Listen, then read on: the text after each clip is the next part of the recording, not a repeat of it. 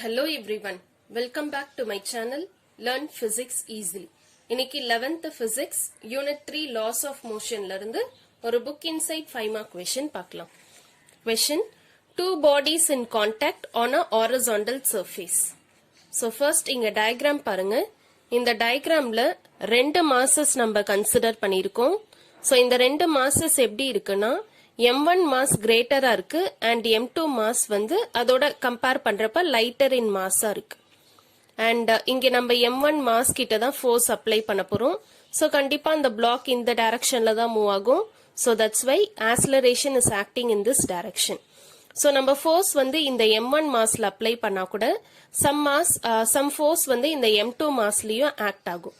So according to Newton's third law of motion, for every action there is an equal and opposite reaction. So அதனால இங்க action and reaction force create ஆகுது. அதாவது இந்த M1 massல act ஆகுற force வந்து நம்ம F12 ன்னு எழுதியிருக்கோம். F12 னா force acting on mass M1 due to mass M2. அதே மாதிரி இந்த mass M2ல F21 ன்னு ஒரு force act ஆகுது.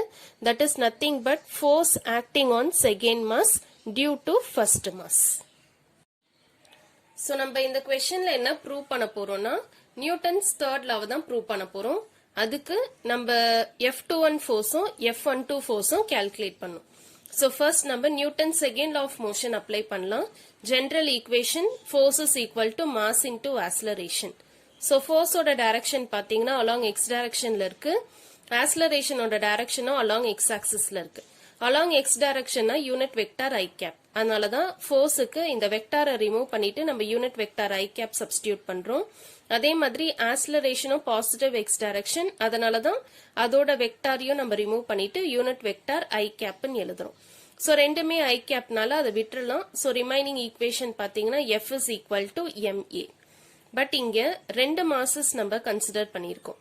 அதனால இந்த mக்கு பதிலா நம்ம என்ன எழுதணும்னா m1 plus m2.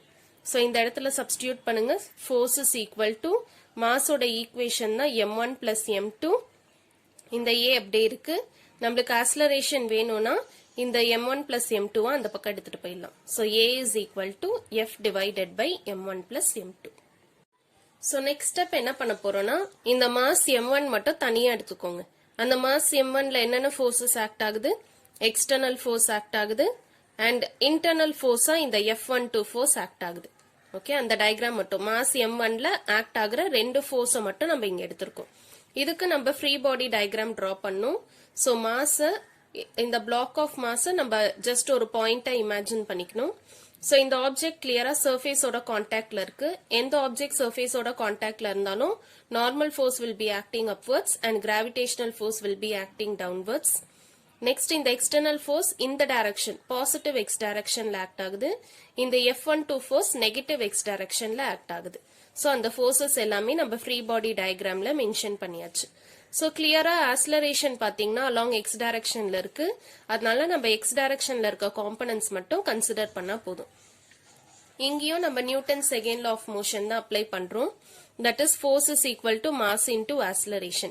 So left sideல forces இருக்கு. So அந்த forces மட்டும் இங்க consider பண்ணுங்க.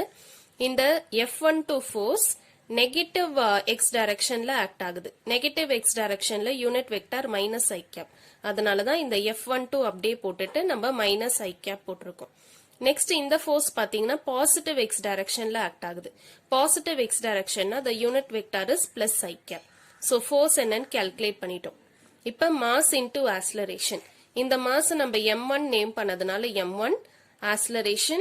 இங்க பாத்தீங்கன்னா acceleration ஓட direction along positive x axisல இருக்கு. அதனால unit vector I cap. So இப்ப என்ன பண்ணலாம்னா இந்த ஈக்குவேஷன் எழுதுனதுக்கு அப்புறம் எல்லாமே I cap இருக்கு. அந்த I cap விட்டுட்டு ரிமைனிங் ஈக்குவேஷன் எழுதுங்க.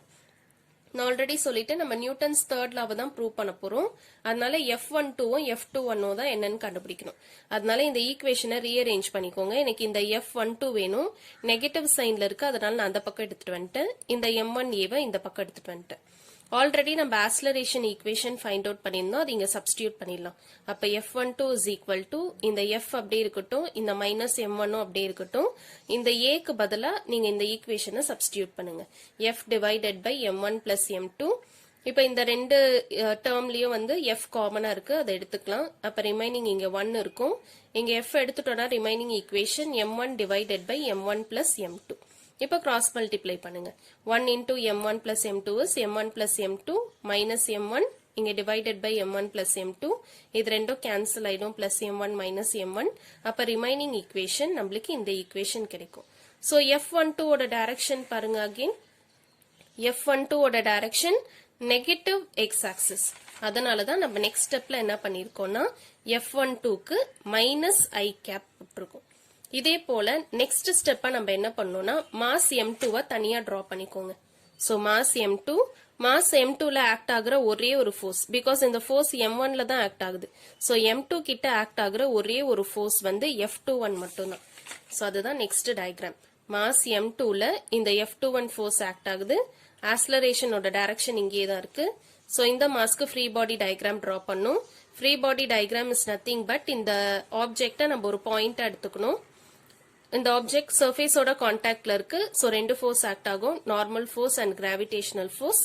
இந்த f21 ஃபோர்ஸ் பாத்தீங்கன்னா பாசிட்டிவ் எக்ஸ் டைரக்ஷன்ல ஆக்ட் ஆகுது, அதனால பாசிட்டிவ் எக்ஸ் டைரக்ஷன். இங்கேயும் Newton's second law of motion equation தான் யூஸ் பண்ண போறோம். Force is equal to mass into acceleration.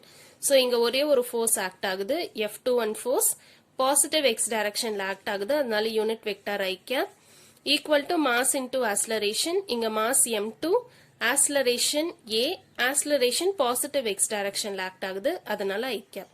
ப்ரீவியஸா பார்த்தோம்னா மாஸ் m1ல ரெண்டு ஃபோர்ஸ் ஆக்ட் ஆச்சு, பட் இங்க ஒரே ஒரு ஃபோர்ஸ் மட்டும்தான் ஆக்ட் ஆகுது.